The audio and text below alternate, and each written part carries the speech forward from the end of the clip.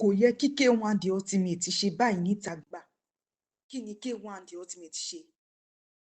Èyí lohun tó tún ṣẹlẹ̀ láàrin Fúnkẹ́ Akíndélé àti Tóyìn Abraham.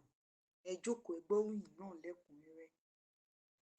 Bó tilẹ̀ jẹ́ pé kò jẹ́ tuntun wípé K1 The Ultimate àti ìyàwó rẹ̀ Emmanuela mú wọn owó pé ìgbéyàwó wọn ti túká, tí Emmanuela sì ti yọ orúkọ Àyìndé Marshal kúrò lára orúkọ rẹ̀ tó ń jẹ́ lórí ìkànnì ẹ̀rọ ayélujára rẹ̀.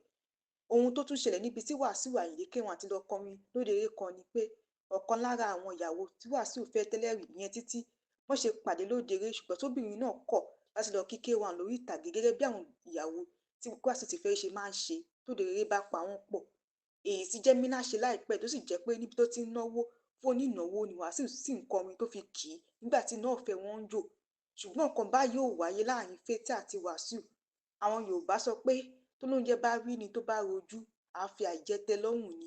Òun náà méjèèjì sì fi ọ̀rọ̀ náà ṣe nítorí Wàsíù náà ò ṣe pé òun náà rí. Ọ̀rọ̀ yìí ló mú káwọn èèyàn gbá ọ̀rọ̀ náà bẹ nígbàgbá ọtí. Táwọn kan sì sọ pé ó ṣeéṣe kíjà máa lọ láàrin àwọn méjèèjì tó fi jẹ́ pé wọ́n ṣe pé àwọn ò ríra wọn. Táwọn kan sì sọ pé orí tó ti mọ ni ṣáà sọ pé òun ò mọ ni rí. Ohun táwọn méjì sì ṣe yìí wọ́n ní ó kù díẹ̀ káàtó. Ohun tí Fúnkẹ́ Akíndélé àti Tóyìn Abraham ṣe fún àwọn láìpẹ́ yóò fàdà awuyewuye wípé ìjà lọ láàrin àwọn òṣèré méjèèjì yìí rọ̀. Lóṣù tó kọjá ìyẹn oṣù kẹjọ ni Fúnkẹ́ Akíndélé ṣayẹyẹ ọjọ́ ìbí ọdún méjìdínláàádọ́ta tó délé ayé, èyí tí ọ̀pọ̀lọpọ̀ àwọn olólùfẹ́ rẹ̀ sì ń kú oríire ọjọ́ ìbí náà. Sí ìyàlẹ́nu àwọn èèyàn, Tóyìn Abraham náà kì í kú oríire ọjọ́ ìbí. Ní báyìí o, Fúnkẹ́ Akíndélé náà ti dọ́re tí Tóyìn Abraham ṣe fún padà. Tóun náà sì kì í kú oríire ọjọ́ ìbí rẹ̀ tó wáyé lónìí, èyí tó fi hàn pé kò sí ìjà tàbí aásọ̀ láàrin àwọn òṣèré méjèèjì náà.